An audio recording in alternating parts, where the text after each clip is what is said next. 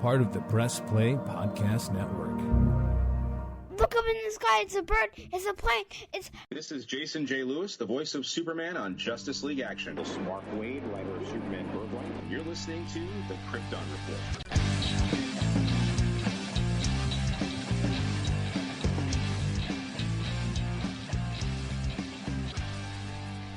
Welcome to the Krypton Report podcast. I'm your host, Tyler, the Superman of Blue, the man of tomorrow. And with me, to my right, over there in that corner, is Superman Red James. Hey, James.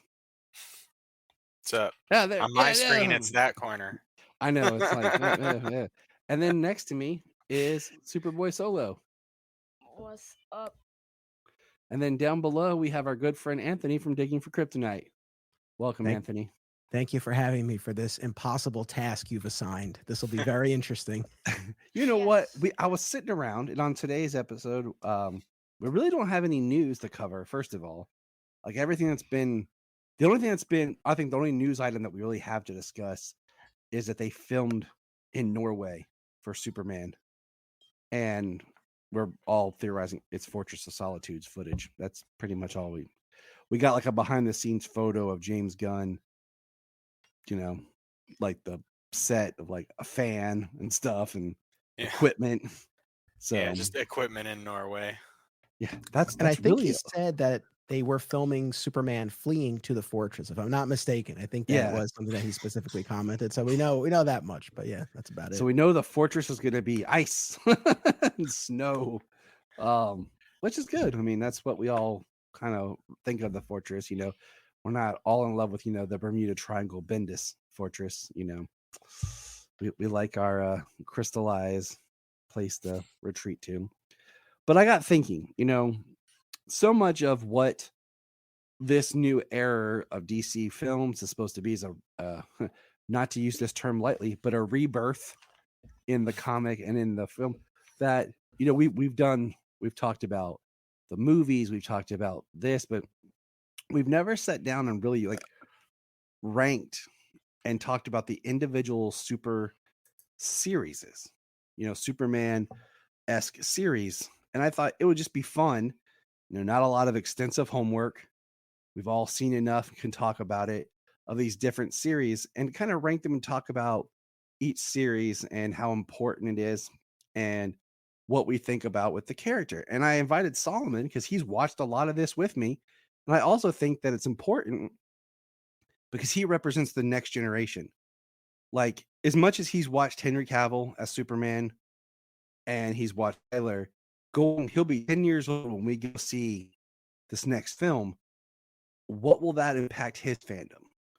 You know, so he's kind of taking this ride with me of how that's going to affect him, you know, and it's kind of exciting. So, you know, I thought it'd be fun to get his perspective on what things mean to him as well. And what I did was I made a list of all the TV shows, animated included, about Superman. I incorporated Supergirl because even though it is Supergirl, we've discussed about the show was very much at first very Superman-esque, and of course he did later appear on the show. We've incorporated Krypton, and the one thing that I did that people could argue about with me if they chose to is I actually split the Superboy TV show into two different shows. And my rationale was it's pretty simple. They changed the name of the show from Superboy to The Adventures of Superboy. The entire cast is recast in season 2, and then season 3 and 4 has the same cast, but they change again. And the only person that's through the whole series is Lana Lang. And they even go from these longer 40-minute episodes down to these 20-some-minute episodes. So they really do a big shift. And there's a tonal shift and everything. And in my opinion, if you watch the first season into the second season and keep going, it does feel like a different show. So that's my one kind of cheat, if you will. Come at me if you need to. Well, I'm not going to come at you, but I'm okay with that. I'll buy that, and it's your show. I was surprised though you included the Fleischer theatrical shorts and the Kirk Allen movie serials Now, I did. I wrestled with those. And I threw those out. I discussed those with some friends. James was half in that conversation. He'd pop in like, yeah, good. And a lot of that had to do with basically that was the type of television of the time. And they're very serialized, much like a TV show.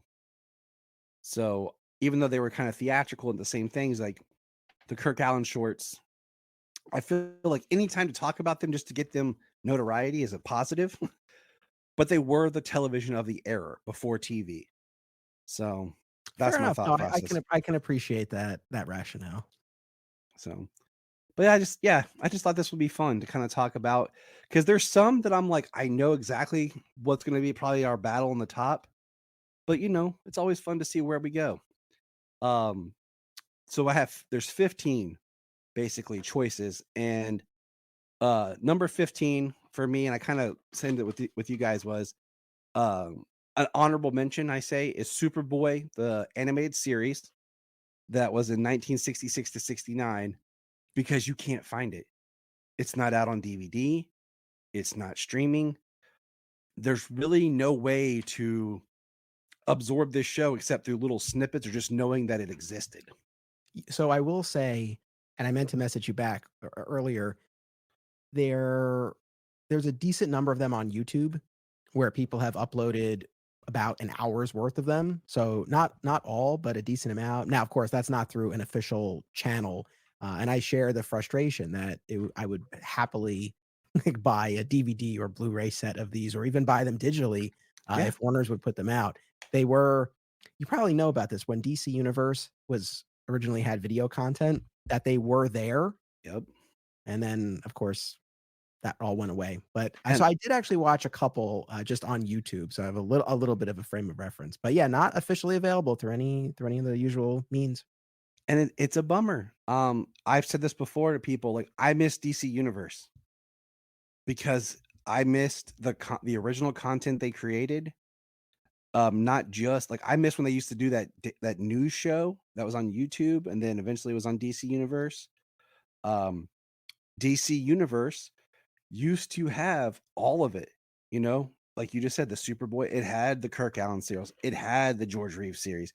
It had the old Shazam. It had the Wonder Woman, and not everything went to Max. And now we see how things have become.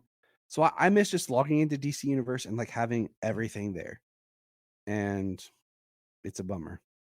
Same. So how are we doing this now? Are we each giving our number 15, or are we saying where we put Superboy, each give our number 15? Yep, we'll start at 15 and just build up to number 1. Well, Anthony, then James, then Solomon, and then I'll go last. All right, so my number 15, I hope I'm not breaking any hearts here, but season 1 of Superboy, which no hearts breaking. I am actually most of the way through. So let me say, just kind of at the outset, I've seen virtually everything. I mean, really everything that we're talking about here. There are only a couple of pieces that I haven't seen all of, and the Superboy TV series would be one example of that. But I am making my way through the first season. I watched most of it, and for those who love it and have fond memories of growing up with it, I could see how it would really have a lot of attachment. I don't have that, so yeah, it's been kind of a rough go trying to make my way through the first season. So that's where I land. And this was the other thing I wanted to say, just in terms of how I made my list. I didn't want to go crazy with trying to make a list of objectively what's the best or the most significant to the Superman history or mythology. I kept it more personal, like what's meant the most to me, what I would go back to and revisit, what was most formative in my fandom. So that's my disclaimer. And my show, it's Digging for Kryptonite, a Superman fan journey. Things evolve, so where I've ranked things here, that might change in the future. It's not set in stone, but that's where I am now. So my number 15, Superboy season 1. And that's kind of how we did ours too. Me and Solomon did ours in the same vein. Is not like you might. That's what I'm saying. We can all argue what we think is the best. And I'm gonna throw this up here in the corner. People will be hard to see, but like there's kind of a breakdown of the different series real quick here. Nice. I'm gonna throw this real quick for everyone who's watching. There's kind of, you can see our episode, the different shows, what we're looking at here, and yeah, I mean, my So my bottom 3, actually, I haven't even seen any of them, and if I did, I probably have, because like the Kurt Allen, I know I've seen a snippet of it, Guess but what I've never James is getting for watched Christmas? anything in any significant amount. Same thing with the Adventures of Superman and Adventures of Superboy. Just like I'm pretty sure. I'm sure I've seen some of the Adventures of Superman, but Yeah. that would just be blended in all the times with Batman and the Adventures of Batman and Super Friends and all of that, and I couldn't pick which one was what out of a memory. It like I said, it's just for fun. It's just something to kind of chat around and have a good time with. But James, all right, go. You're number 15. Well, I mean, I'll just have to put the Adventures of Superboy that I haven't seen. The animated. Yeah. All right, Solomon. Yeah, the animated. Sorry. You're number 15. The Adventures of Superboy animated. Mine too. Just because I think I've seen snippets. When Solomon and I did our crypto discussion, like crypto appeared on with Superboy. We found it, and I found it on YouTube. But yeah. All right, Anthony, kicking it up, number 14. So my number 14 would be the Superboy Filmation cartoons. Like I said, I've only watched a few of them. The thing with the Filmation shows or shorts generally, it's another instance where I know people who grew up with it really have a lot of fondness for it. So a friend of mine, Dan Greenfield from 13th Dimension, he's been on my shows a bunch of times, and he is a huge Filmation fan, especially of the Batman show. That's his favorite character, but of Superman and Superboy as well. And he'll actually be on my show not too long from now, and we'll be talking about the Superboy Filmation shorts. So I know it was very formative for certain segments of fans at that time. And I had never seen any of the Superboy ones. I had seen some of the Superman ones when I was very little, but I'd never seen the Superboy ones. And like I said, I just dug them up on YouTube and I watched a couple. And like the Filmation shorts generally, they're very simple, but it was cool just to kind of see the Superboy character represented in animated form. So kind of the novelty of that was kind of neat. But yeah, that's my number 14. I feel like it works. There's something about Superboy and then being cartoon. And I do want to say, I think I said it. I don't know if I said, I only did basically Superman-esque focused. We didn't include Justice League or Super Friends or Justice League Action or the Legion. None of more of the team up stuff. This is more of like the just solo character stuff. So James, Superman, Red the Coal Meister. What you got for 14? Kirk Allen. Makes sense. Solomon, number 14. 14. I have to go with this. Kurt Allen movie serial. So I too went with the Kirk Allen movie serials for 14. And Anthony and I did a whole discussion about these. They're not, like I said, they're kind of the TV of the era. They're the short stories. They were made. They're not binge worthy. Like they're very rough to binge. Okay. If I were to watch them again, which I'll probably do years from now, probably when he's older, I would space them out. We'd do like one a day or something. So there you go, James. Hint, hint, when you get your copy for Christmas, space them out because they are worth noting. And like something that Solomon, he mentioned earlier, he's a big Godzilla fan. Okay. He loves Godzilla and he's really dove into a lot of it. And we saw a screening of the original Godzilla on the big screen and everything. And we were talking about it the other day. Him and I were, it's always important to know where something comes from. Like you might be like, oh, I love, Superman now, but it's also, there's something humble and pure about knowing the origin and having the respect for what the Kirk Allen stuff was, as rough as it is. But yeah, so I place it there. And like I told Anthony, is like, anytime we can bring him up and mention it and just shine a light on that era of fandom, because it is so difficult for people to find and get a hold of. It's just something worth noting. So, but we're going to move on to 13. And my number 13 is the Kirk Allen movie serials. So for exactly the reasons that you just said, we appreciate and respect its place in the larger mythology. You have to, walk before you can run. And it is look, and yeah, you and I had a whole discussion about it. It is exceptionally difficult to try to binge, but it wasn't ever meant to be. And so I think that's important too, just recognizing how it was meant to be consumed. And as we've come to learn, there are groups of fans out there who are really passionate about virtually every incarnation of the character. I've certainly found that in my journey with Adventures of Superman. There are fans out there like George Reeves is their Superman, and they are very adamant about that. Maybe there are some groups of Kirk Alyn fans. I've not come across them. And when we really look at this, and maybe the Superboy actors fall into this category too, but there are some, and I think Kirk Alyn is a prime example of ones who are just often so overlooked in the conversation. And even if it's not the all-time best depiction of the character, credit where credit's due. And this was the first live action on-screen version of the character. So for that alone, certainly earns a spot. And so, yeah, for me, that's my number 13. All right. James. The Adventures of Superman animated.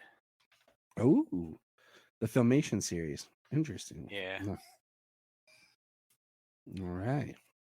Well, like I said, it's something that I'm sure I've seen a little bit of.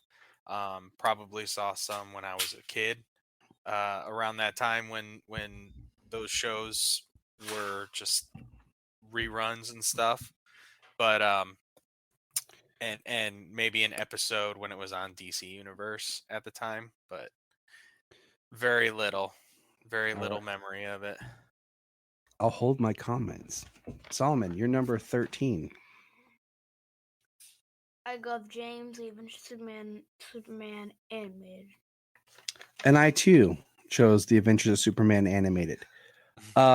Much similar to what you said. If it hadn't been that Brian bought the DVD set recently and was watching them, and I kind of watched some with him and was able to kind of see that they do kind of run into that same Super Friends kind of vein.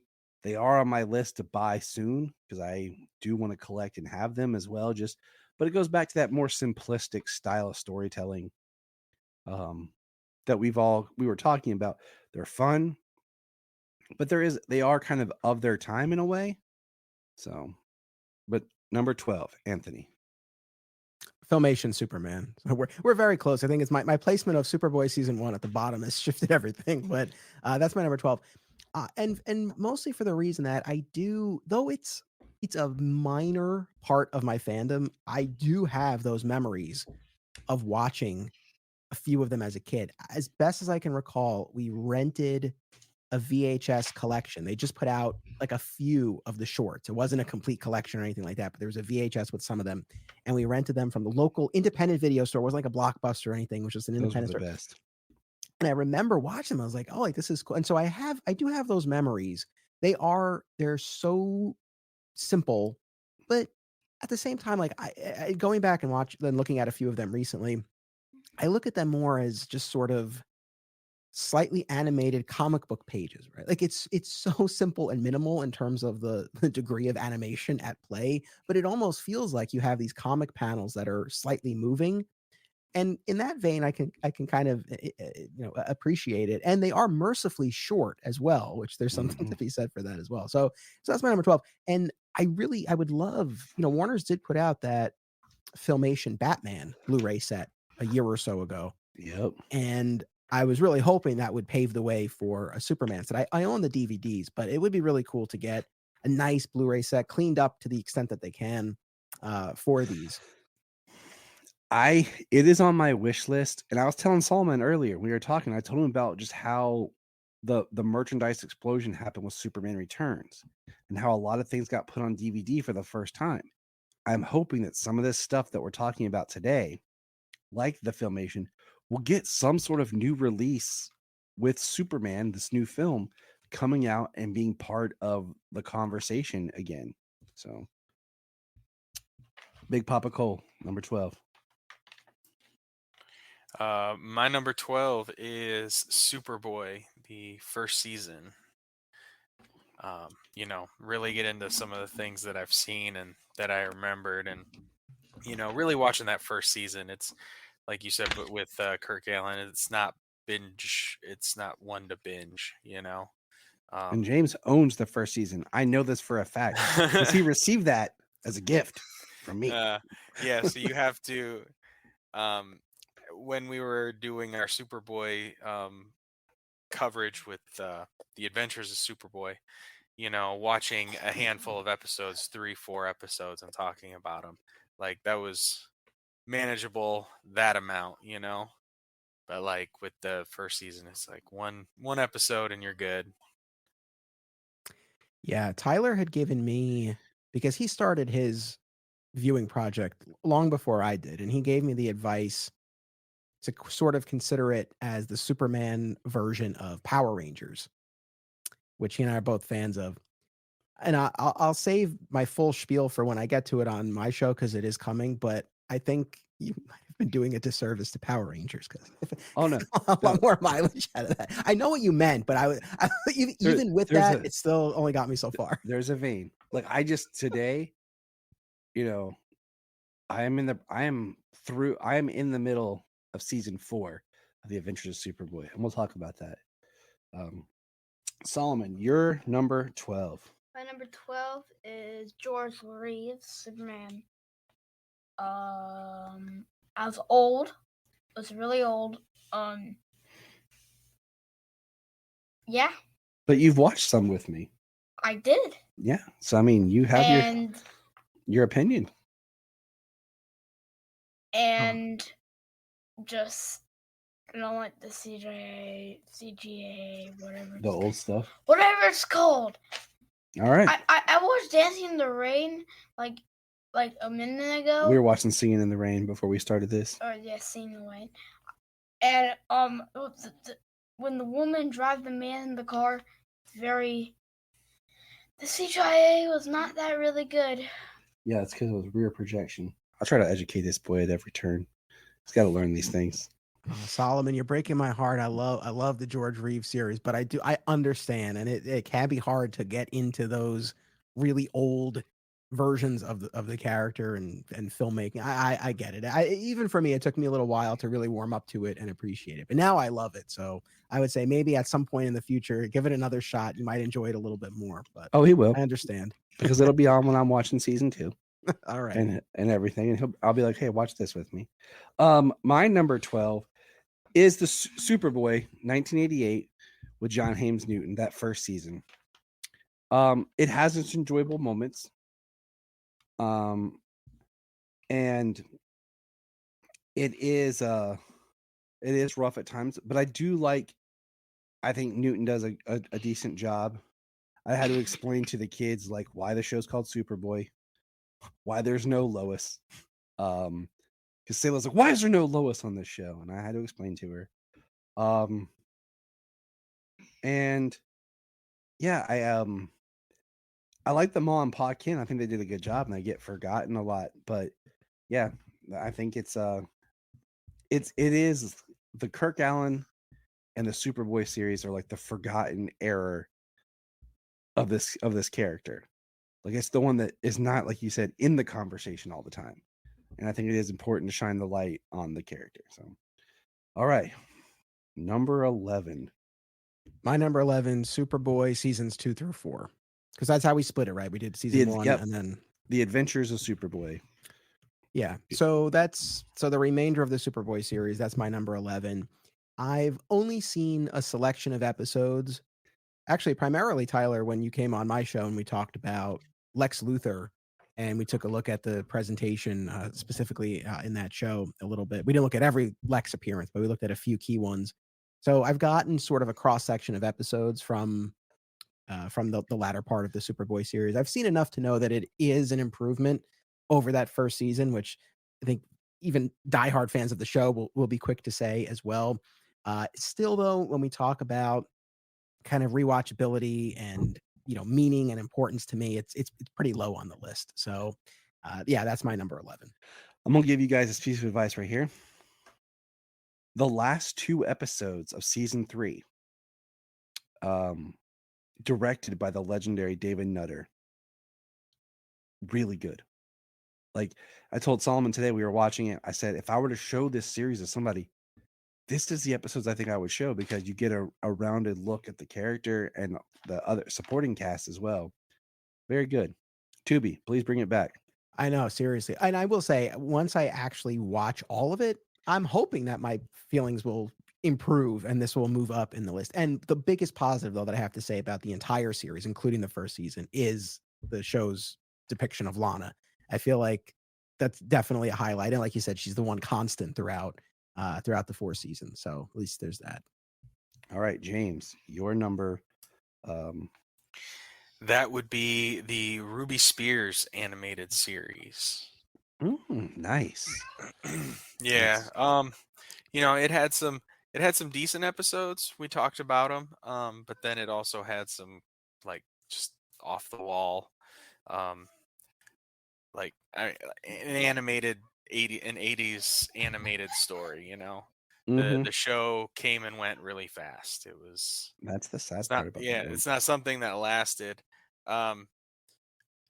So the animation, being a little while later is a bit better than what the Filmation animation was. So we're on number 11. Mine is The Adventures of Superboy. Oh, sorry, Solomon. You punched. I don't know why. Okay, what'd you got? Sorry. I was like in the middle of nowhere. Solomon was like, dang it, Dad. You thought I was like in a different universe. Like that. Solomon just crossed over to Earth 2 and came back. Just Welcome back. You knew who I was in Earth 2? Who? I was a person. All right, what's your number 11? I was an alien that came from outer space. He went over and ruled the Earth, came back. Max Fleischer, Superman shorts. I never watched this. Yeah, you so did.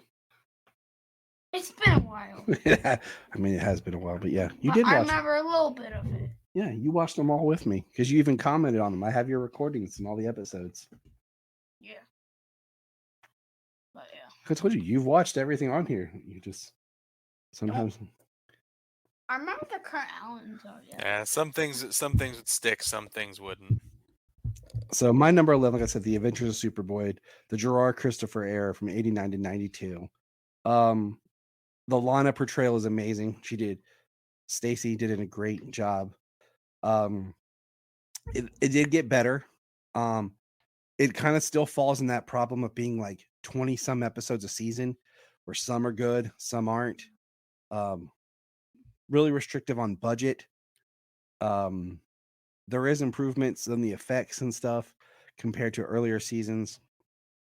It's enjoyable enough. Like I said, it's hit and miss, and as it goes along, it gets more interesting.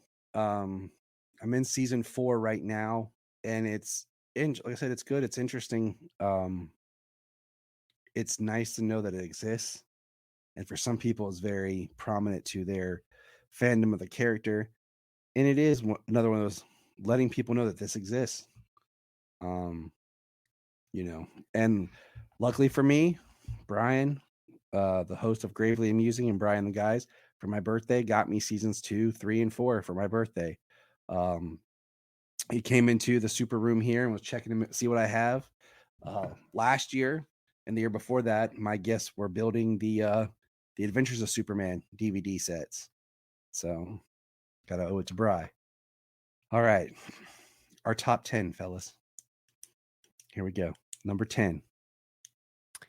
All right, so my number 10, the Ruby Spears animated series. Now, I had a whole thing about this on my podcast. I never knew this existed, despite being a lifelong Superman fan. And then a few years ago, I was reading an article, or a friend sent me an article about ranking, I think it was just animated shows, or maybe shows generally, I forget. But I saw it on there, and I'm like, what is this? So it was a huge curiosity for me, and it was fascinating to explore. The fact that what I like about it is that I think 2 things. One, it's a really interesting kind of cross section, blending various parts of the character's history and mythology. But then also how you really kind of see it as this, or I see it as this bridge between the much simpler, more straightforward animated series that we got in previous decades, like Super Friends, like the Filmation shorts. And then, of course, we would be getting to the Bruce Timm Superman the Animated Series, which will be coming up on our list. And so it falls like somewhere in between, right? Where the Bruce Timm, that show and that whole universe was interesting and complex and all that. And I feel like this falls somewhere in between and is kind of a fascinating bridge between two different eras of Superman and animation. So only 13 episodes, and James had, as you had said, some of them are really good and interesting. Others, rather forgettable. Oh, and then the other thing that they have those backup shorts, the Smallville, the Superman family vignettes, or the Smallville family album, whatever they call it, Superman family album. Yep. They've gone through every permutation of it. I think that's it. But that was such an interesting choice to have as part of that. And I feel like that's another aspect that sets it apart. So there's a few things about it that I think make it really kind of fascinating. So that's my number 10. All right. The man who looks like Santa Claus on vacation, James. The Adventures of Superboy, seasons 2 through 4. Nice. Yeah. So, I mean, like you said, I mean, a lot of stuff's been said. It's just, it's something that I saw when I was younger, something that, just little bits here and there, long ago memories. And then we've watched a bunch of it for the show. So, that's where it sits. It's, the characterizations. I mean, like you said, Lana being the constant. It's a good. It's good where it sits. Number 10. Right there. Yeah. All right, Solomon, what you got for your number 10, buddy? I got for my number 10, Lois and Clark. I thought it was a little bit boring. I'm sorry for you guys who think Lois and Clark is awesome. Because Sorry. This is the point of view, buddy. Yeah. Is what do the young kids think of the past, man? Like that's why you're here. And we all of us have opinions that other people disagree with, and so it's all good. We all come at this with a different perspective, and that's totally fine. We all like what we like, and we don't like what we don't like. So it's perfectly fine. There are things on our list that other people are going to hear, and they're going to be like, I don't believe that. So And that's what makes it fun. And I'm exactly like, so. It's like I like Godzilla. My friend Avery likes to call him. Just it's tough on the streets, man, on the schoolyard. Explosive. So my number 10 is the Ruby Spears as well. This one actually battled with another one, my number 9, and I'll talk about that more when I get to number 9. But I think why it falls 10 is because it was short. And much like Anthony, I was at Target one day, and the complete Ruby Spears on DVD was there for $5. But I didn't buy it because I thought it was just repackaged of the Fleischer shorts. Because I own those like 3 times because they kept changing the cover art, they tweak it, and I was like, oh, I don't have this Superman cartoon. And I'd get it. And I'd be like, oh man, it's this again. And some of it was like those like specials would just be like a couple of them or something, with some cartoons. So I didn't buy it. And then a few years go by, or a year, I don't remember, but I just remember really learning about that they were their own thing and what they were, because it is like this, it falls into that time frame, the same like with Superboy, that 80s into where the character kind of has this shift that gets overshadowed. And I got frustrated because I'm like, well, I need to buy these. And then online, they were really expensive. And I ended up just getting a iTunes gift card. And for like $10, I bought them on iTunes. And it took me a while. I slowly went through them. But I do enjoy them to a point. Some episodes are better than others. One of the most interesting things, and Anthony and I talked about this in one of our first recordings together, and James and I talked about this later, is it's the only non-comic book thing that we have that has both Feora and Ursa mentioned in it, with the World War II Nazi looking Zod. So that's kind of an interesting thing, some people just make those characters interchangeable. I'm not a fan of that. They're both diverse characters that deserve their own spotlight. But yeah, the Ruby Spears. I enjoyed watching them with him. He watched a lot with me. Those backups were very fun because it gave you more of that past of Clark. That it was an interesting device to show how he grew up in Smallville, because we never see the Kents in that series other than in those past. And we've had experiences like in the Kirk Allen, the George Reeves series, where the Kents are dead by the time he leaves for Metropolis. So it was a way of bringing them in. All right, number 9. All right, I might catch some flack for this, but let me just issue the disclaimer. not on this If I were basing, no, not from you guys, but once this is out there in the world, but if I were basing this solely on historical significance and innovation, it would be higher. But if we're really talking about, again, personally, what's meant the most to me, what I would go back to, what I would rewatch, that's why this falls where it does. So my number 9 is Fleischer, the Fleischer theatrical shorts. And when Warner's put out the Blu-ray, the restored Blu-ray not too long ago, I watched all of them and we did a whole discussion on it, and they were fascinating and gorgeous to watch. And again, the innovation in terms of the animation technique at the time is just absolutely stunning. And the animation holds up in a way that it shouldn't, right? You look at something from that period of time and it's miles above, again, what we would get in later decades in Superman animation. So they're gorgeous and well worth watching for anyone who hasn't. But again, they're also very simple. I mean, they're primarily action driven, so you're really not delving into the characters or anything like that. So it has its limitations. So for me, that's why it lands at number 9. All right, James. Number 9 is The Adventures of Superman, George Reeves. I most of what I've watched of George Reeves, besides the little bit that we've covered, is actually just from when I was a kid. Watching The Adventures of Superman, catching that on TV, same time catching Batman 66. Mm-hmm. So, yep. That's why it's in number 9. Love it's great for its time.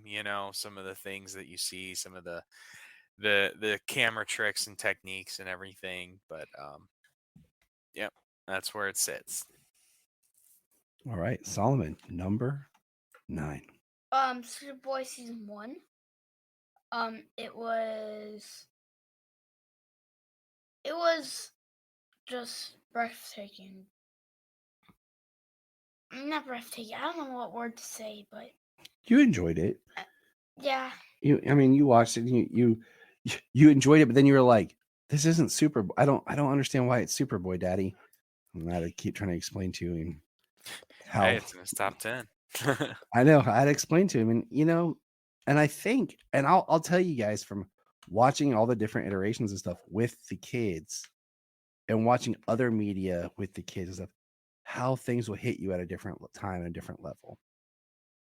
And I think if in 10 years, no, we'll say in 5 years, me and Solomon redo this, I think it'll change, because he'll experience and he'll appreciate things differently. But it's interesting to watch.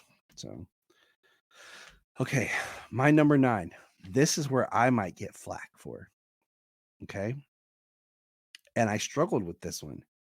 And hear me out, and I'll tell you why. Because when this show started, it was really good for the first 3 seasons. But then it became something else and just kind of lost its way. And it's Supergirl. I struggled with this one because, going back, like, that was one of the foundations of the podcast, and I enjoy the series. Like, I love the first season. I love the second season a little less, other than the Superman episodes. I really enjoy the third season, but I feel like the show lost who the character was. When the show started, even though they hinted that Superman was there, they very much made Kara a Superman character. Like, she was a reporter. They just kept making her more and more, and James and I had these discussions before the show came out. Like, do you just introduce her as basically you do the Superman story with her and not acknowledge Superman, or how do you acknowledge him? But those first 3 seasons are great, and I truly enjoy them. And we'll do a retrospective, later on down the line, just looking at each season as a whole. But yeah, looking at this list and kind of working it and what I've come to enjoy, I really felt they really lost their way with her as a character as the episodes went on. So my number 9 is Supergirl. But all right, number 8. Supergirl. So they're very close. That's number 8.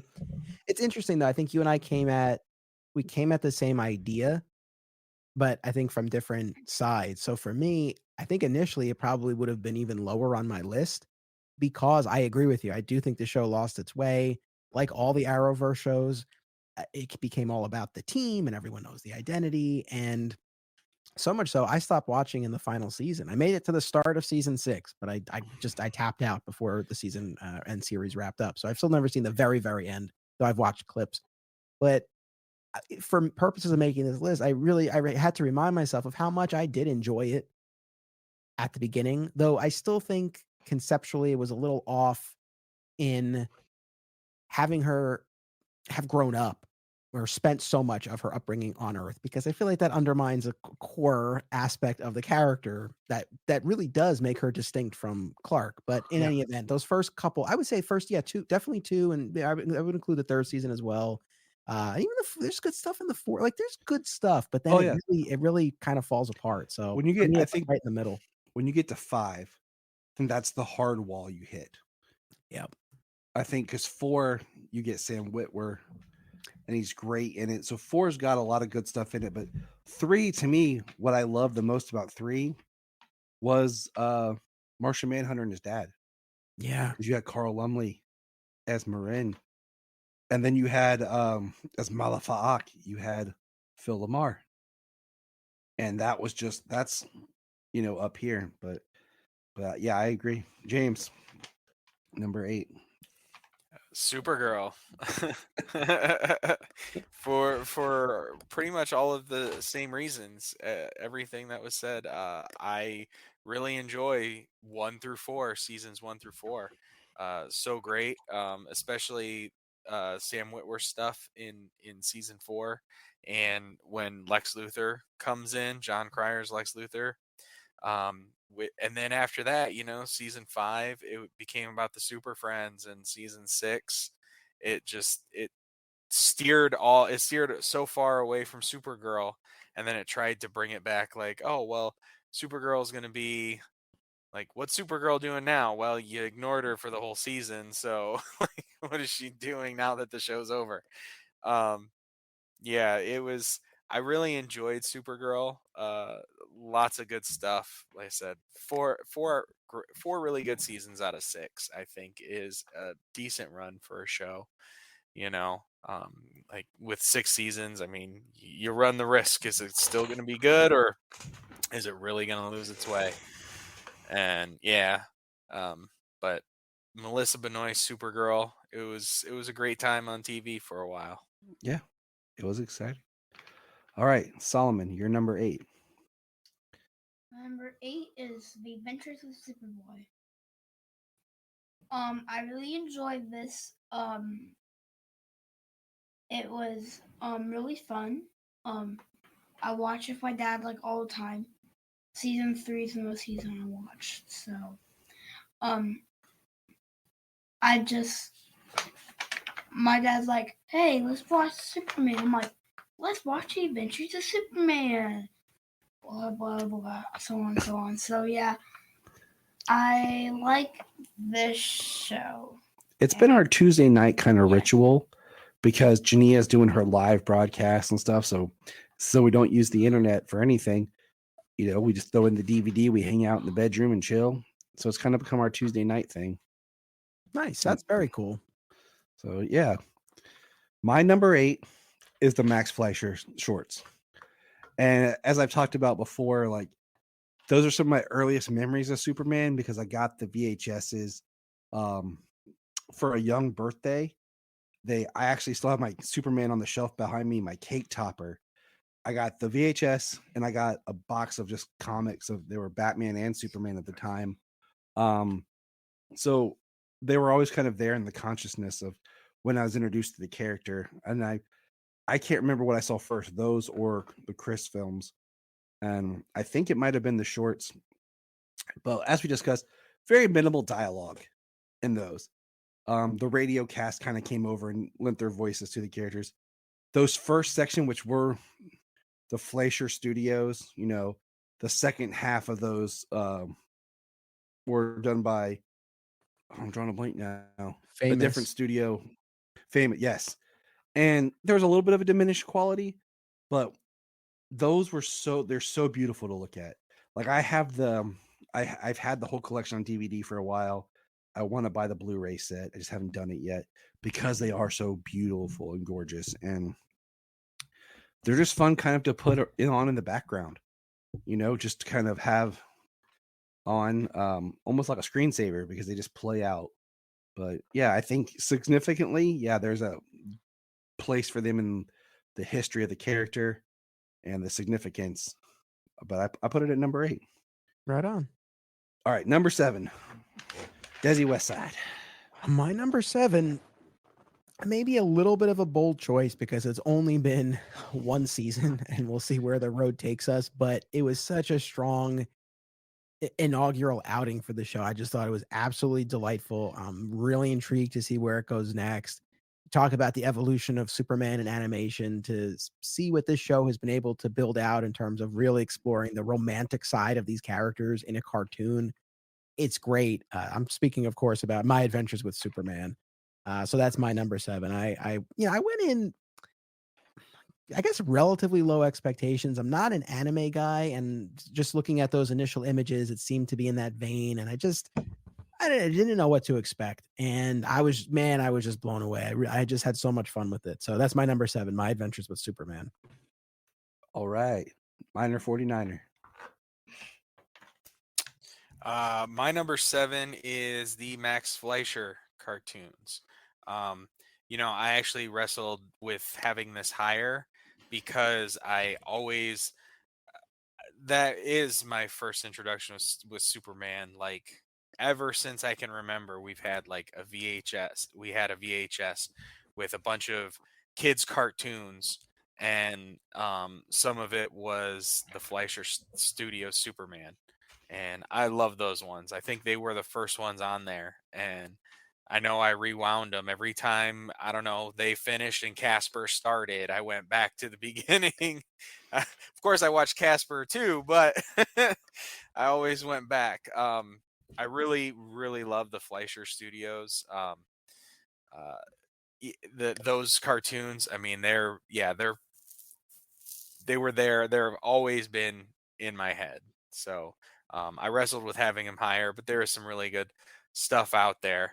And I mean, everything above this is, I think we're all in agreement. It's going to be pretty good. All right, Solomon, you're number 7. I picked Ruby Spears. Well, I had an awesome time enjoying this. I watched the season finale. It was just so fun. Like, it's fun, but I also it was some parts. It was just like the villains are okay, but yeah. So that's why I put it for my number 7. My number 7 is The Adventures of Superman with George Reeves. Now, I do have to say, I have not watched all of it. And part of that was twofold. One, I've been building my collection and I wanted to watch the seasons in order. And some of the seasons were harder to track down. I had season 1, and then I had 5 and 6, and then I got 2, and then the last one I got was 3 and 4. The second reason I have not completed is because my buddy Anthony down here started the Adventures of Superman podcast, and I decided that I would watch along with the podcast so that when I would listen to the episodes, it was like I was part of the discussion, almost like watching the show weekly, like we do on so many other current shows. So I have completed the first season, and I've seen some other episodes here and there just from my past history. But I will be continuing my viewing of the whole series along with his podcast. But there's a charm to it. And part of it is I remember watching a couple episodes with my grandmother and great-grandmother. I was close with my grandmother and my great-grandmother. I've talked about that. I think one of my earliest experiences with George was I Love Lucy episode, because that episode I watched with my great-grandma and grandma. So I have a love for the kid, and I do appreciate George's portrayal, and there's a charm to it. He knows how to play a different side of Clark that still seems true and very much golden age of the time. And sometimes his Clark is more fun than his Superman, because some of the older things with Superman, you're like, but he should move faster. He can do this, and you're like, so he really gets that great performance with Clark Kent. And of course, the first season I come to really appreciate and love Phyllis Coates. And season 2 I'm looking forward to, with now Noelle Neal coming in, having watched her in the Kirk Allen serials. So my number 7 is The Adventures of Superman. Right on. Well, get ready, because season 2. So that podcast I do is called Another Exciting Episode in the Adventures of Superman. You've been on, you'll be back. And season 2 will be starting very, very soon. Actually, as of this recording, I just watched the first 2 episodes, and I'll be recording about them tomorrow night. So it's coming, and definitely a different feel as you get into the second season, particularly with the switch in actresses. But yeah, it'll be fascinating to go through this season. I mean, Jack Larson's still, the best live action Jimmy Olsen. Like, we could probably debate that, but I'm going to say, as of right now, he's still the best live action Jimmy Olsen. Yeah, I hear you on that one. I mean, he had a nice stride with that. Okay. Number 6. All right, number 6. This is one that I only recently closed this gap, although it was a relatively recent one, so I didn't feel too bad about it. But Sci-Fi's Krypton series. And man, was I impressed with this. If this show had continued and or had a proper conclusion, like even if it wrapped after the second season, but they knew it was going to be the end, and they were able to craft a satisfying series finale, it might even be higher. But this was another one of those ones that, heading into it, I was so dismissive of just the concept, right? Like, we're going back hundreds of years on Krypton, Superman's grandfather. It just felt like a bridge too far. And then you get into it, and the way they built out the world and these characters, I was just so blown away by it. And I had the best time watching it. And visually, and Tyler, you and I talked about this. It's like the best on-screen Brainiac and Doomsday that I think we've seen, and one of the best Zods as well. Like, it was so good. I loved it so much. So that's my number 6. All right. Superman Red, James. Krypton as well. Great show. The first season took a tiny bit to work up, but that's what it did. It literally just kept ramping up. Each episode got better and better throughout the first season. One of the best Zods, the greatest looking Doomsday, the greatest looking Brainiac. Krypton looked fantastic. Just the idea of the old destroyed cities in the winter, in the ice and stuff. Such an awesome show. A very interesting depiction of the Phantom Zone when Seg-El was inside there at the beginning of the second season. It was such a good show, and I wish that it had at least one more season as the final season. It was awesome. It was a really good show, and if it would be higher, if it wasn't, or if it was like a Superman show. It's still a really great show, and everything that we want to see, expansion of Kryptonian lore and things like that. I think it was really well done. But not having Superman and stuff there really kind of one of the only reasons it's so much lower. All right, Solomon, you're number 6. Supergirl. I love the first season, second season. And the third one. The third one is good. But I really think like the 7th and 6th season. 6th one, yeah. 6th one, yes. Because he would watch it with me, and then towards the end, he was like, "Eh." Because it's so like, ugh. I know. I kept meaning to finish. Like I truly had the intention of, because I mean I made it 5 seasons and change, and so and it was a short and final season, right? 20 episodes. So I was like, It was. I'll get to short. it, and I just have never. It's been however long now, and I've just not been able to muster the enthusiasm to invest that time, because I just don't really think I'm gonna enjoy it. I haven't bought it yet. I have all the other ones on DVD because I like to keep, like, I bought the first 2 on DVD, and then I like to keep like them all the same. I get it. And I just haven't, and plus it was, Black Friday, I got for like $10 a piece. I have the last 2 episodes digitally because our service provider was having issues, so I just bought the digital copies. But I get it, like that last season, like it was, I hate using the word chore, but it felt like, okay, I have to watch this because we're podcasting about it. Because it just felt like it lost its way. All right, my number 6 is probably where I'm gonna get some slack or flack. Like, but I thought long and hard about this. I thought about what it meant to me, what it meant to the character, what it meant to me with him. Because I bought this series when he was born, and I did a whole rewatch being up at night with him. So we had a TV and DVD player in his nursery. And I have my rationale, and I'll argue it as I go through the rest of these. For certain things that it lacks is why it is where it is, even though it means, but it's Superman the Animated Series. Okay. Looking back and thinking about how much I did like it, but how they never developed the Clark and Lois relationship, really. They didn't really get us into that.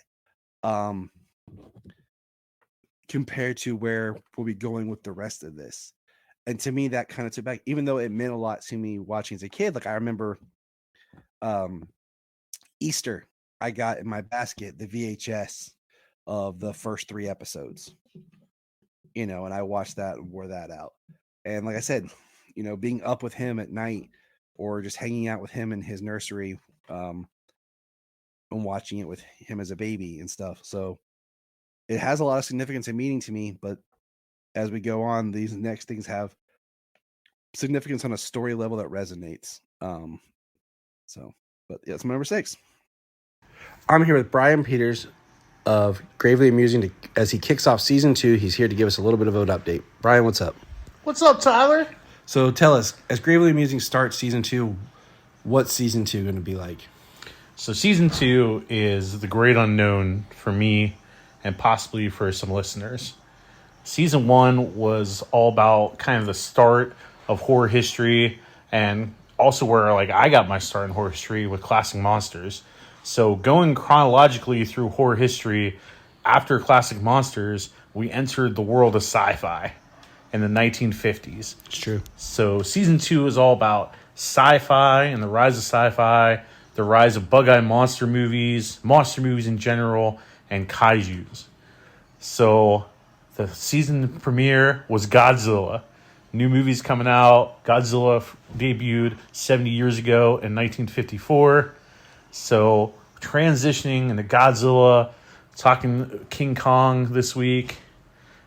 So season 2, Gravely Amusing, sci-fi, kaijus. Sounds awesome as we track on. Check out wherever podcasts are. Find Brian. Top 5. Here we go. Let's see how we do this. Number 5. All right, top 5. So my number 5 is the George Reeves Adventures of Superman series. Now, given that I do a rewatch podcast about the show, you might have expected it to be even higher, but it's one of those ones that it's still kind of an ongoing process of exploration and discovery. So I've seen all of season 2, even as I'm about to embark on this rewatch. When we get to the color seasons 3 through 6, though they were much shorter seasons, they did 13 a year. I've only seen a selection of them, but that entire second half of the series, it got far lighter and sillier and was really aimed squarely at kids, whereas that first season, like we've talked about, this is a gritty crime noir show. It was very dark, it was very violent. The second season, I think, is kind of the sweet spot where it's able to kind of blend the grittiness of the first season with kind of the lighter side from the rest of the series, and I think you get a nice balance in that second season. So that's one of the things that I think brings it down when you look at the overall arc of the show. And I might feel differently when I finally finish that viewing project. I might come away with a more positive impression of 3 through 6 than I currently have. But at the moment, just kind of knowing what the arc of the show is, I really hold up those first 2 seasons very high, but the remainder not so much. But yeah, you use the word charm, and I agree, man. It's like there's such a charm to it, and I say this all the time, but George Reeves in that costume, it's as simple and bare bones a costume as you can have, and he doesn't have the benefit of the special effects that we would see in later incarnations. And yet, when he's there on screen, standing there in that costume, you buy that he's Superman. Like there's that quality that he has, and I love that so many of the stories, virtually all of them, right, are really driven by the Daily Planet crew and their investigations. And I love that the Clark Kent side of it is such a big driver of the action. It's been obviously I've been spending a lot of time with the show, and I will continue to. But it's time well spent. I love it a lot. That's my number 5.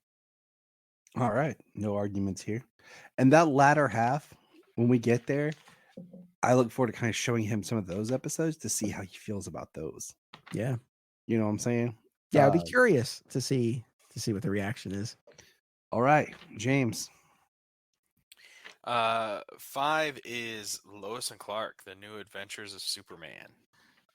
I've got a lot of nostalgia for this show. I watched it on TV. Me and my mom and my sister watched it when I was little. I woke up early to catch like the syndicated TNT reruns that were on at like 7 a.m. In the morning. I got up to watch those. So, a lot of nostalgia for the show.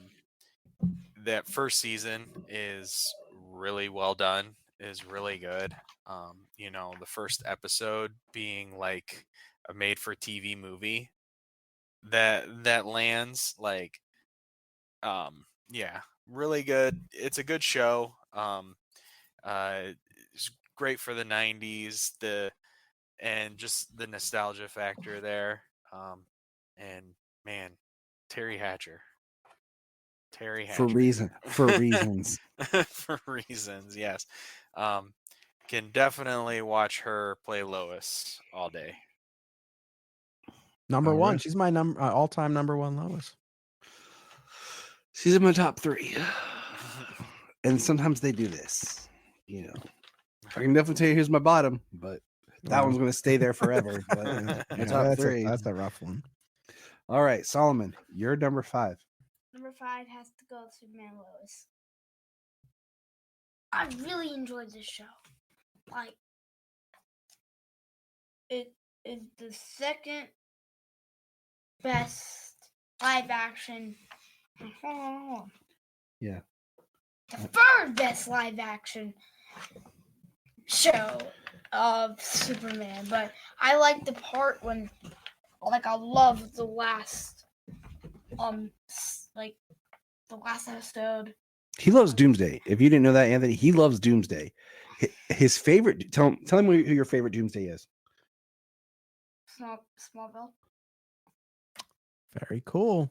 I thought they did a great job for the until the end, but But like, I Yeah. watched the last episode of Superman Lois with him, and like his jaw when it like was revealed, like dude, he was gripped so much that he made me get the Soundgarden song, nice. and he would listen to it, and he'd be playing with his toys, singing the Soundgarden song, like. Wow. Sounds like we had similar experiences watching that episode because I felt the same. I was Anthony had so his toys excited. too. Yeah, Pretty he was much. like, "Ugh." Pretty much. But yeah, okay. So my number 5 is My Adventures with Superman. It's one season in, but man, do I really enjoy it.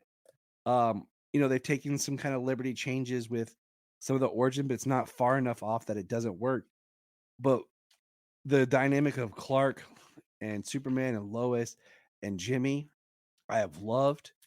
And part of my biggest enjoyment is not only has it been a great show, but it's watching with him and Selah.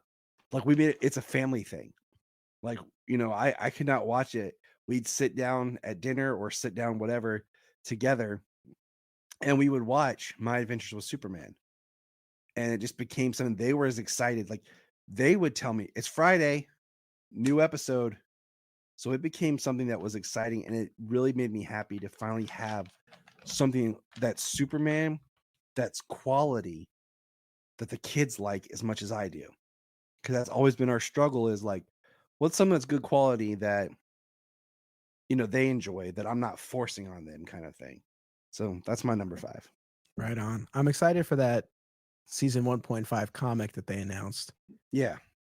That should be cool. That's probably the biggest news we could have talked about too, is that they are doing a comic book series that's going to, kind of be the gap between season 1 and 2. Oh, look forward to that. Yeah. And and like with Anthony said, I'm not really an anime person. I've talked about this before. The old Teen Titans cartoon was kind of like pushing it for me. I did like Voltron growing up, and that's kind of on that line. So I was a little hesitant, with the art style, how far they would take it, but it worked out fine. So number 4. All right, my number 4, Superman the Animated Series. I don't disagree with you. It's not innovative in the way Batman the Animated Series was, right? It's not groundbreaking in that regard. I also agree there are dynamics that they left on the table. The Lois and Clark, or Superman and Lois of it all. I think that's definitely a big piece that I would have loved to have seen explored. They kiss in the final episode, but that's about it. But it's just, to me, it's just such a solid classic representation of the character, the world of Metropolis, the villains. And I don't mean to keep plugging my podcast, but look, when we covered this, the way we did it, and I know it's nothing that's so crazy that we came up with, but the way we covered it, mixtape style, it's the most I've ever enjoyed this show. Watching all the New Gods episodes as a block, watching all the Lex-centric episodes as a block, all the DCU team-ups as a block.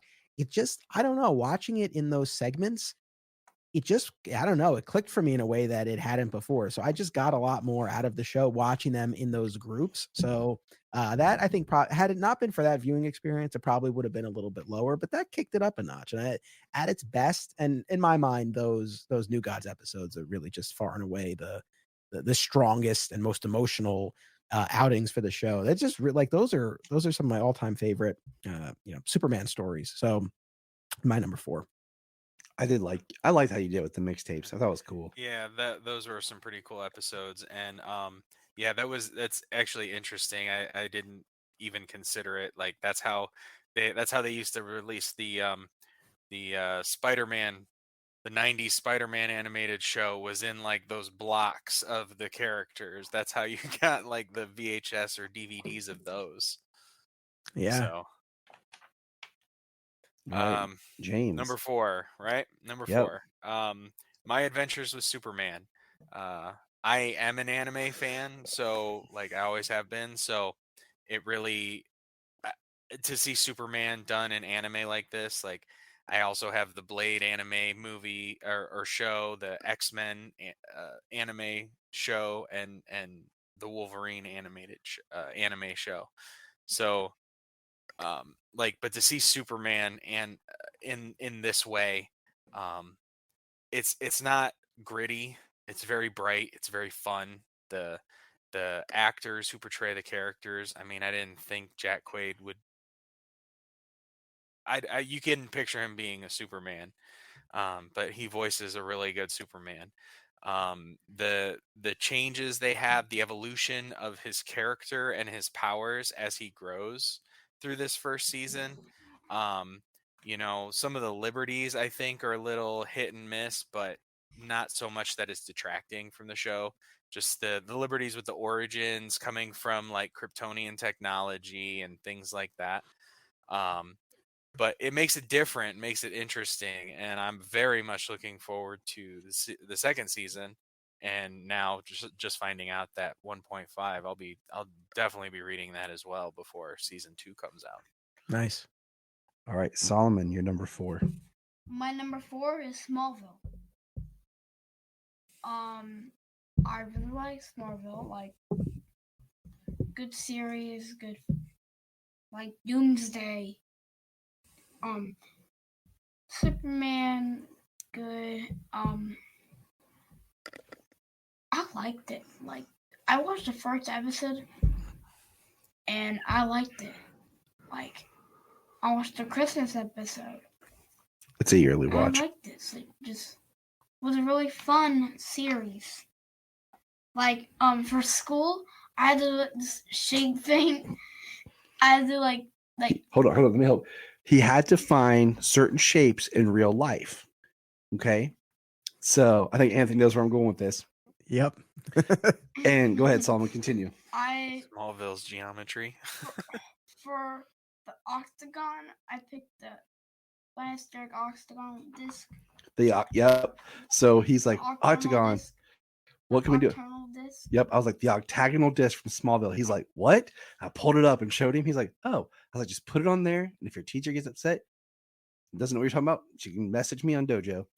And he was like, Miss Grimm knew exactly what I was talking about.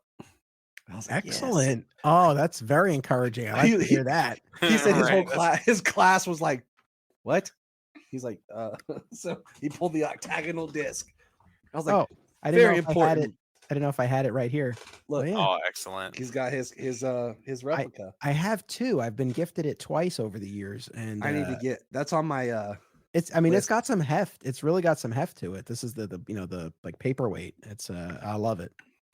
So all right. James, go ahead. Wait, it's my turn. What am I saying? Sorry. Hold on, Solomon. Go ahead, buddy.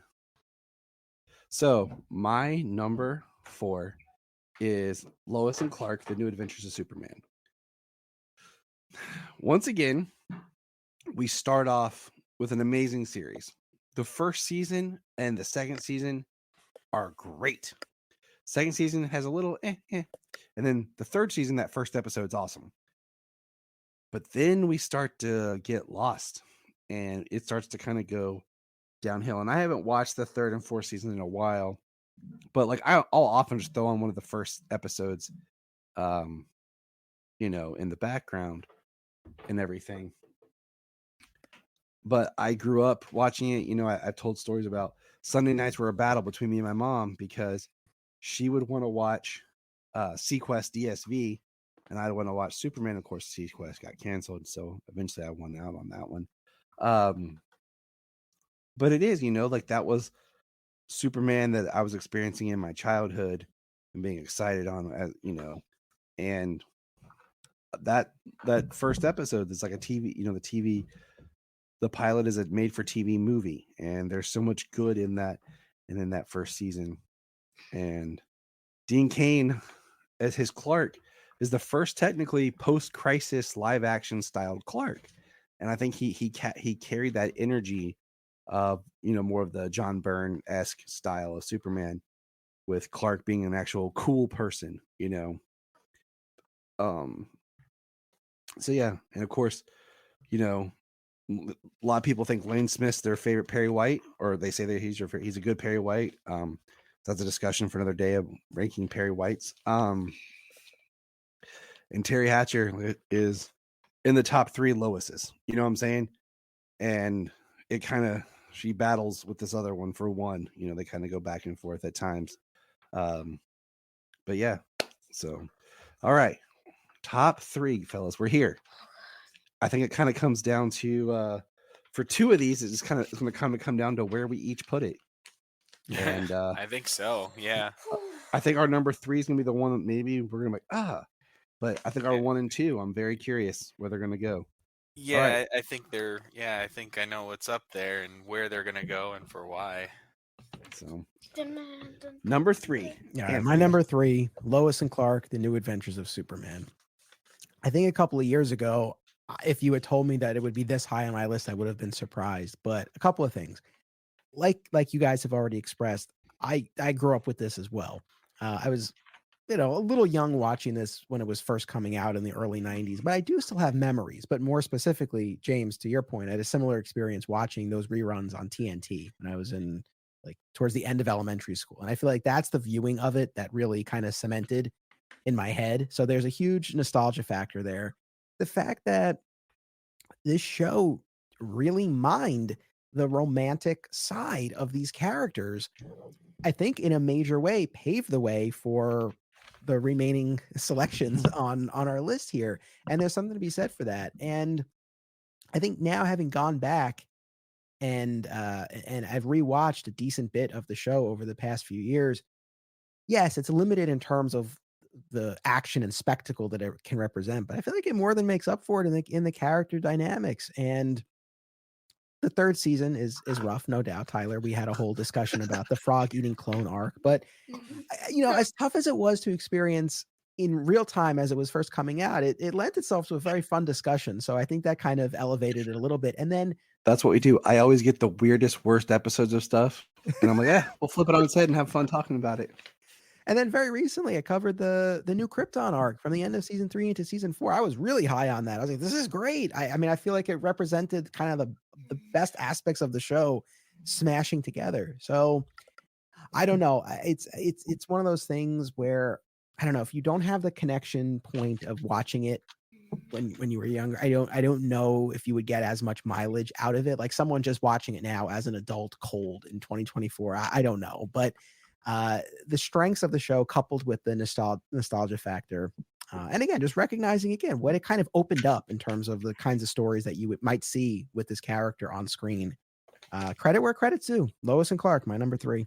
Yeah, for sure. Talking about the TNT in the morning, I remember, guess you were just a tiny bit younger, but I remember when I had a job and I had to get up in the morning, and it conflicted with me being able to watch Superman and Lois. I don't think I held that job for very much longer. TNT, I mean, not to joke, I remember when TNT started doing the Smallville reruns. Yeah. That was cool. And so. Yeah, I caught some there. James, what's your number 3? My number 3 is Superman the Animated Series. I haven't touched on that one yet.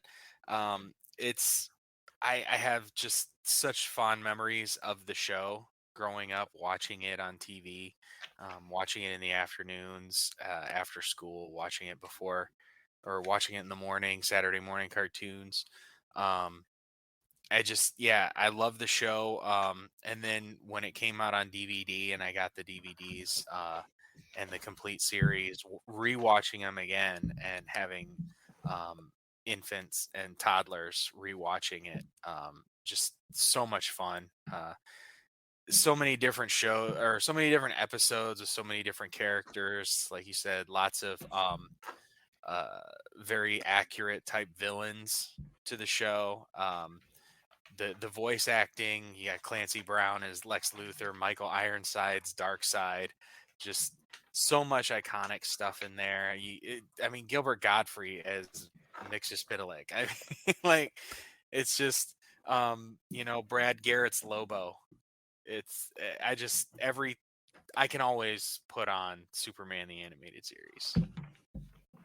That's awesome. So speaking of the vocal performances, Tim Daly's Bizarro is still one of my favorite bits from that show. Yeah, so good. All right, Solomon, number 3.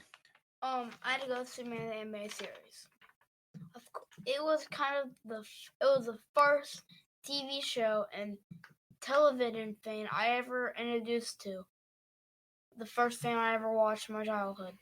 Awesome. He's not lying. That's awesome. I'm still in my childhood, so I'm still in my childhood. So. We're all still in our childhood in some way. I like the Parasite episode. I like the Toyman episode. I think it just really it's a really fun show. Like I always hear the music. Like I get hyped up. Like, oh, Superman! Yeah, the opening song, like Shirley Walker. But we had an assembly. It was like a superhero assembly, and there is Superman music playing in the background. People were like, that's Star Wars. That's Star Wars music. Like, what does these people think it is? I'm like, it's Superman. I've caught this kid. It's not Star Wars. I've taught this kid well. And I'm like, I was the only one in my class was like, it's Superman.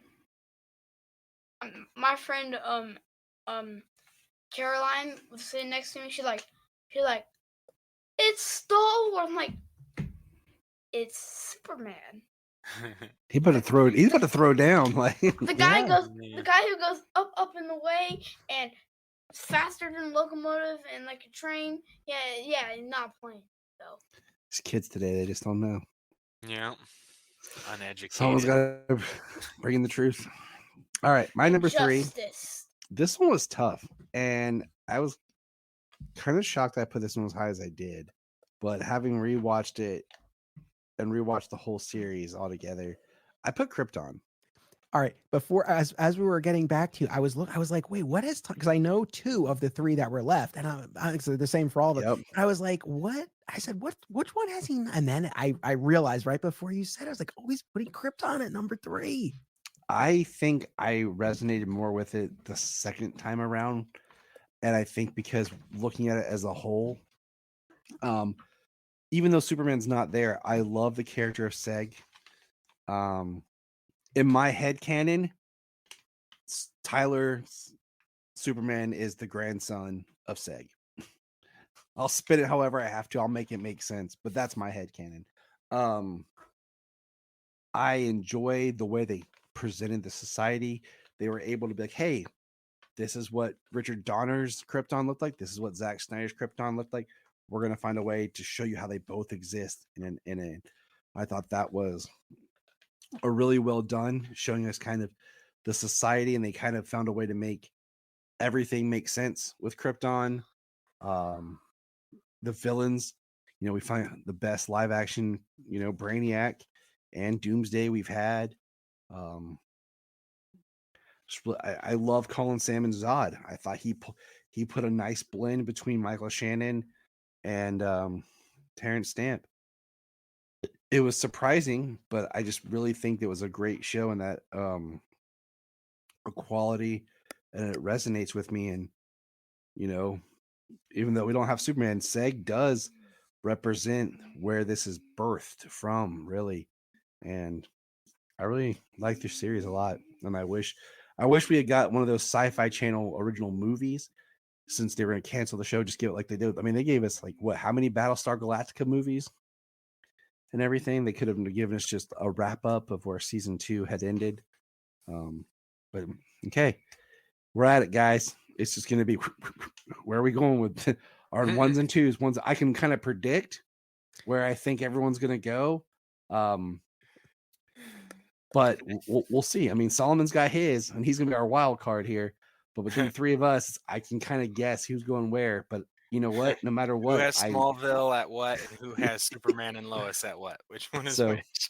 here we go. Anthony, you're number 2. Well, I think it's interesting that for the three of us, we have these two shows as our top two, regardless of which order. Because I think what's fascinating, one of the things I've loved about watching my number 2, which is Superman and Lois, and Tyler, I know you predicted this, but is that you have these two shows set in Smallville, and you see how the town as the setting does something different in terms of both these stories. And one is this training ground, this gauntlet that he has to get through before he can become Superman. And then in the other is this place he goes back to raise his family. So Superman and Lois is my number 2. This was yet another example. It seems like my favorite ones are the ones where I went in with those really low expectations and was blown away. I've talked about this a lot. The depictions of these characters in the Arrowverse, I thought they were fine. They didn't really blow me away. And the notion of an entire series built around them, especially given my fatigue with the Arrowverse as a whole, I was just kind of not that enthused. Although it's like, look, another Superman show, it's always going to be somewhat exciting. But I remember watching that pilot and I was just so blown away by how distinct it was from what we had seen in the rest of the Arrowverse. And I think moving the mythology forward, showing these characters as parents with these teenage sons, dealing with all these issues. There's so much about it that feels relatable, despite the, over the top circumstances and all of that. The two of them are fantastic together. It's just been such a delight. I mean, and an unexpected one. So that's my number 2, Superman and Lois. All right, James. Fantastic. So I mean, like we said, it's up to these two. And on any given day, this is number 1. But when I went through the list and just finalizing before we started, I landed on Smallville as number 2 for me. And like I said, any given day, it's number 1. It's this, like you said, it's this training ground. So many Welling's portrayal of Clark for such a long time, the evolution of his character, Michael Rosenbaum's Lex Luthor. Even though the character, as the writing went on, got hard to watch, Kristen Kreuk was still great as Lana. She's brought it all the time. It's a fantastic show. 10 seasons, lots of good, lots of meh, but that's what you get when you got a show that's on for 10 years and has 20 plus episodes a season. They write a lot of filler in there. But you've got so many different villains, so many different versions of them. They really expanded to heroes and villains alike. It showed that you could have a universe of characters that can interact and do their own things in one show, and it showed that. It was such a great show. I love Smallville. I mean, same age as Clark growing up, watching the show as it progresses. I've got 2 copies of the entire series on DVD and Blu-ray, and then it came with the digital. So I've got a third set of the series. Smallville, number 2 today, but number 1 tomorrow, and so many days beyond. I hold all my comments for when I get to my turn. But Solomon, bring him the wild card. What you got, kid? Smallville. No. Or just Smallville. Krypton at my number 2. And why is that, son? I love Doomsday. I like the Lobo in it. I liked Brainiac in it. I liked all the villains and the story dialogue and a lot of stuff in it. Solomon is a Sagittari. A Sagittari. But no, the first. Okay, I forgot. So about I was. Sagittari. So he would have been the first time I watched it. he was 3. No, wait, he would have been 3 to 4 because of season 2. Hold on. And the scene where Lobo gets shot and like shoots himself and everything, and he like, I remember he was like I was like, oh shit. I'm like, should I let him see that? And then he starts regrowing. I was like, and I kind of looked at him. Right, He's like, and then the scare factor of him like just crawling across the floor. but see, by that the point he had torso, like no walked legs, off. like, boom, boom, By boom, that boom, point he had walked off, and I was like, okay, cool. boom. Right. And then watching it again with him older here now, he's whatever. So, but he loves those depictions. Like he likes the villain characters, and of course Doomsday. So, my number 2. This was okay. Go ahead. Go Okay, I have a question. Yeah. Who would win, Wolverine or Doomsday? I've introduced Solomon to the X-Men this year, Anthony. So so we've been doing a big rewatch of the films and cartoon stuff. I've introduced him to those characters. We're on the Dangerous Favorite Pass. I think Doomsday would crush his adamantium skull in his fist. Now, Doomsday or Wolverine versus Lobo would be an interesting battle. Yeah. So, all right, Solomon, here we go. My number 2 was tough. And I almost want to say my number 1 just because it helped but I went back and forth between these two. And there's one key element that makes my number 1 really the number 1. But my number 2 is Smallville. And this one was tough.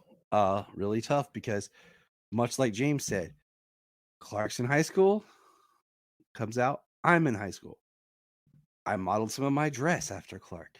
I didn't wear a lot of jeans in high school, but I had like blue pants and I had like a red sweater, very similar. And there are a lot of the high school issues he dealt with, and his portrayal of being kind of like the first reason being like outcast, where he can't really be himself. He's always kind of like dour. I think that connected a lot. And then, even up through the Clark goes to college, I'm in college. Clark, comes out, and then Janine and I got married in 2011. And that's, in the show, Lois and Clark are trying to get married. And then the latter part, like Janine and I were dating. And I remember watching season 9 at her house, with her and kind of introducing her there. And she watched the last season with me because she really likes, like or hate, season 10 always holds a special place because that's the first Jania watched it all with me. And she loves Erica Durance as Lois with Clark and their dynamic. So that final season, is always going to have been something for her and I together and everything. And so I have the Smallville jacket. You can't see it. It's hanging up behind me and everything. So that season, like the depiction, the growth, the one negative towards the series is, we don't actually get to see him really be Superman. Like that's where it ends.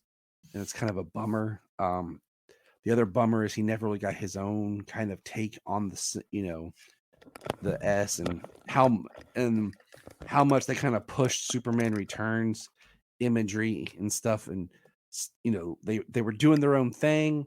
Then they kind of slowly started to, pull into the movie world.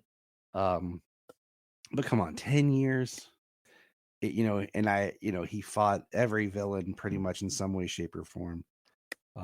It is a great, great Superman series. Arguably the best. I'll let Anthony take over from here with his number 1. Yeah, which by default, but again, you could have predicted this from the start, of course, is Smallville.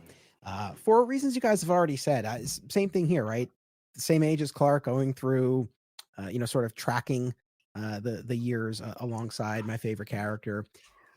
So that's the thing, just in terms of that personal significance and that personal connection, that's such a huge part of it for me. But also looking at the mythology of Superman, this decade-long journey, and the way that this show was able to weave in so many aspects of the mythology while still keeping it grounded and relatable, and introduced, scores of people right to the character, and really carry the torch, no pun intended, like for such a long period of time, where we carry the torch right here, man. It's right here in our pocket now, man. Exactly. But I could go on and on about this, but I love it so much. I think the other thing too, again, look, I love Superman and Lois, and the fact that you have Clark as a father, of course, that resonates, and that's a huge draw for me with the show. But at the same time, they've done 3 relatively short seasons. We haven't seen the 4th and final season yet. We don't have the full picture yet. So, like, I can look at Smallville and warts and all, and yes, there were definitely shortcomings, and we have fun talking about them, and definitely disappointments when it comes to the finale and the lack of donning a physical costume and all that stuff. But still, I think in terms of the just the characters and the themes, it accomplished what it needed to, and it's always number 1 in my heart. It's always, kind of when I think of any of these characters, like those presentations of them in almost every instance, that's who I go to first. So I'll love it forever. And Smallville, my number 1. James. Great. Well, my number 1 is Superman and Lois. It is such a good show. 3 seasons, and almost every episode was great. So many good episodes. We've picked some fun here or there. Like the second Lang daughter who does and doesn't exist. The characterizations. Interesting that he didn't reveal his secret to Lana until he was older. That pilot episode, so great to see that costume that he wore, to deliver the line, the homage to Action Comics #1 with the PT Cruiser setting it down, all the Easter eggs, and still one of my favorite episodes now of just about any of these shows, all of them, Smallville and Lois and Clark. The flashback episode where he's getting his mind read and he's reliving the past of meeting Lois, of falling in love with Lois, how their relationship goes before, and she falls in love with Clark before she finds out he's Superman. The kids, them being parents, him being a father. And it's just a really good modern show. Like it feels like they're really working with everything they are given to give us, this great show. It's got so many amalgam bits to it from different versions of the character. They really delivered, and I think it's a great show. And Smallville beats it on days, and today I'm really looking forward to season 4. I can't wait to see that this fall. So today it's number 1. All right, Solomon, your number 1. Drop it on us, kid. My Adventures of Superman. Very nice. I put it my number 1 because I love every Friday morning. Friday is probably one of my favorite days of the week. Every Friday morning, I'll wake up for breakfast, like, let's watch My Adventures of Superman, Dad. And he's like, okay, let's turn it on. He hits the remote. And That's a good impression. I like that.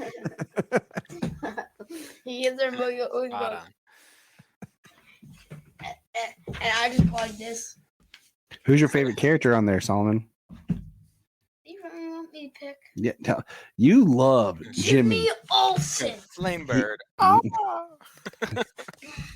Solomon's like, he's like, can you please pass the yams? But yeah, I mean, we're almost done. Like, we started one day, we just turned on the first episode, just kind of background filler, and we've like almost completely rewatched the series together. He's watched it a couple times. It's on his own, just putting on episodes. So the kids really took to it, like I said, and it doesn't surprise me that that's really his number 1.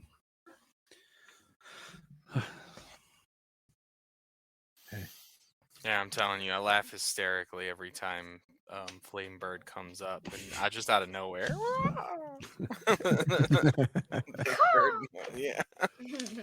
All I right. laugh every single time.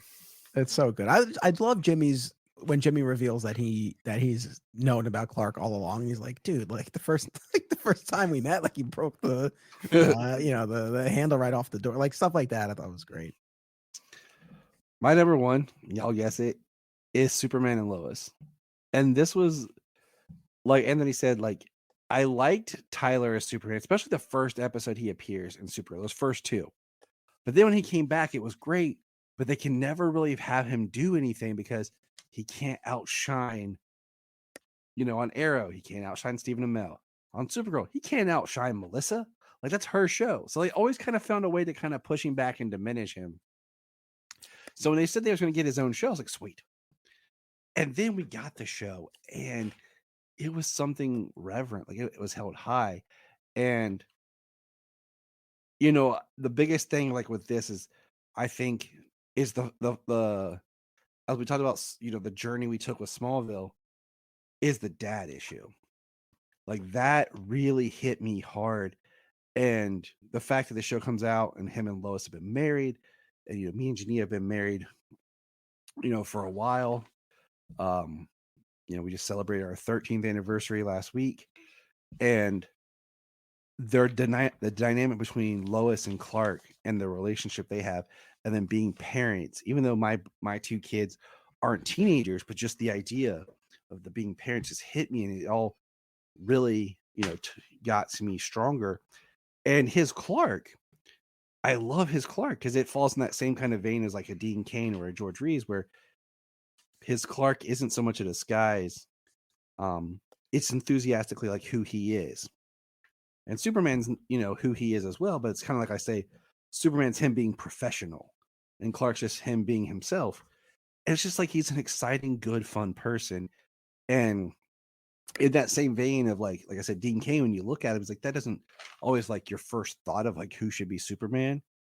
But the character that Tyler brings, you're like, that is the character.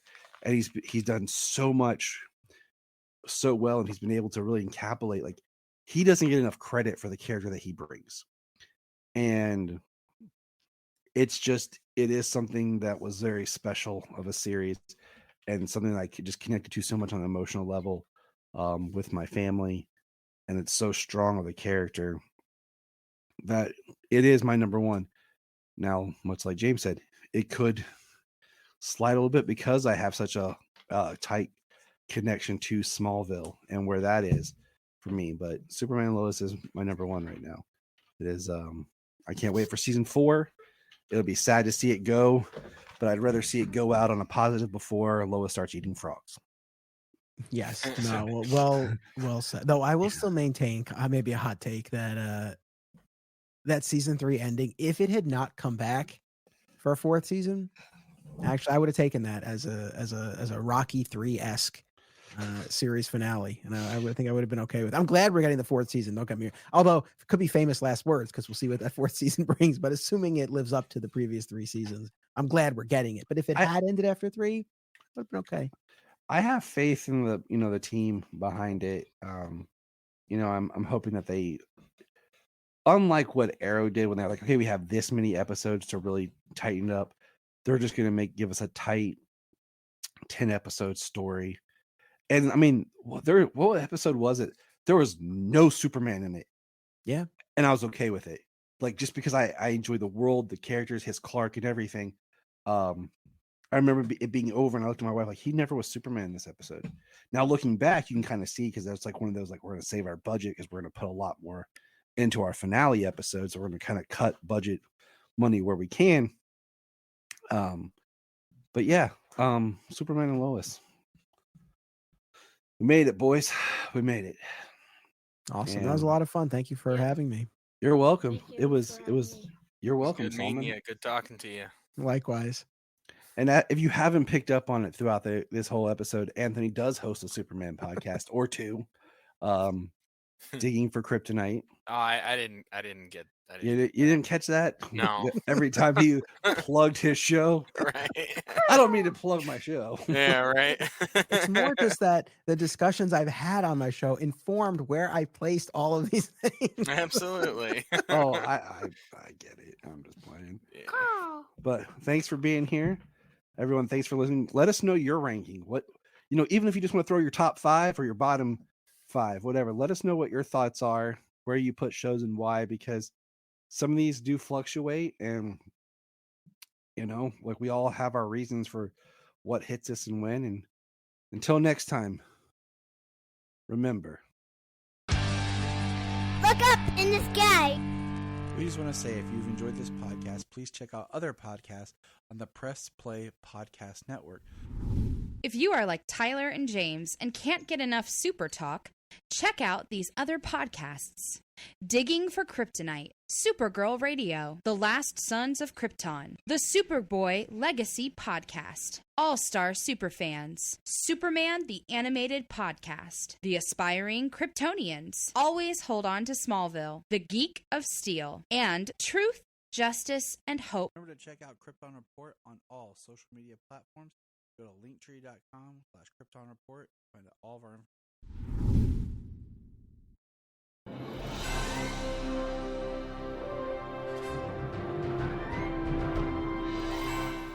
What's up, everybody? Chase Smith here from the Chase Smith Podcast and Cavs on the Break NBA Podcast. And I'm JD, host of the Hyman Podcast, part of the Press Play Podcast Network, and we are super excited to bring you a brand new show starting next Tuesday, the Fanfare Podcast. The Fanfare Podcast is all about your favorite movies and our favorite movies and the best moments in cinema. To help guide our discussion, each episode will feature one classic, and we will grade this movie using a report card-like scale A through F. We're going to be grading categories like acting, directing, cinematography, the score, and even the movie poster itself. And when we're not featuring a movie report card, we'll be sharing our movie rankings, franchise deep dives, actor and director interviews, and everything in between. Movies have been a major part of our lives, and we cannot wait to share our thoughts with you. Our premiere episode will drop Tuesday, June 27th, and JD and I will be reviewing Raiders of the Lost Ark in preparation of the release of Indiana Jones and the Dial of Destiny on June 30th, the 5th installment of the franchise. Join us on the Fanfare Podcast, available on Apple Podcasts or wherever you listen to your podcast. Hello, Brooks here with the Books with Brooks monthly book club podcast. Here's how Books with Brooks works. We read one book a month, and then we talk about it. Classics like Stephen King's The Shining, debut novels like We Are the Brennans by Tracy Lang, and tons of other compelling, life-changing stories, one book and 1 month at a time.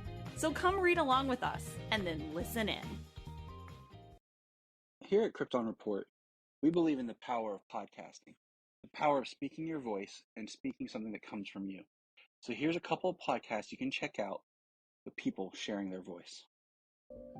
I am Brian Peters, the creator and host of Gravely Amusing. For the past 30 years, I've studied the history of gods and monsters in pop culture and our world. As a student of theology and history, I've tried to understand evil and its impact on us. As a writer, I've tried to share this knowledge. As a comedian, I've tried to make people laugh as I do it. But as a man-child, I'm still that scared 7-year-old boy. Join me as I share the history of horror and sci-fi, discuss classic and modern pop culture, and share a creepy story or two. This podcast may scare you, it may horrify you, or it may leave you gravely amused. Listen to Gravely Amusing on Apple Podcasts, Spotify, iHeartRadio, and wherever podcasts are found. Follow us on Twitter at Gravely_Amusing or on TikTok at Gravely Amusing. Hi, I'm Taria Maynard, and this is my co-host, Jania Patrick. We're a couple of sisters in Central Ohio who created a podcast. Our podcast is called The Confessing Heretics. The basic premise of the podcast right now, as we see it, is we're going to talk to you guys about our stories in religion, would you say? This podcast is about sharing our truths, our religious traumas, and our histories. We'd love for you to join us on our journeys as we talk about our pasts and discover more about ourselves along the way. We will be featured on Facebook, Instagram, TikTok, and YouTube. Just look for The Confessing Heretics. We have a $1 Patreon. Yes, I know everyone asks for money, but our $1 Patreon each month gets you commentary tracks for releasing movies, DC movies, It gets you my Requel series where I pitch ideas about movie sequels, prequels, or whatever. It also gets special bonus episodes of whatever else some of the friends of the network chime in and drop. So check that out for $1 a month. That's all we ask. Keep it cheap, keep it simple, and help us keep going. Check out the link in the show notes or Patreon Krypton Report. Follow the link in the link tree or in the show notes below, patreon.com/Krypton Report. This is Dan Jurgens, and if you want to have a good time, keep listening to the Krypton Report.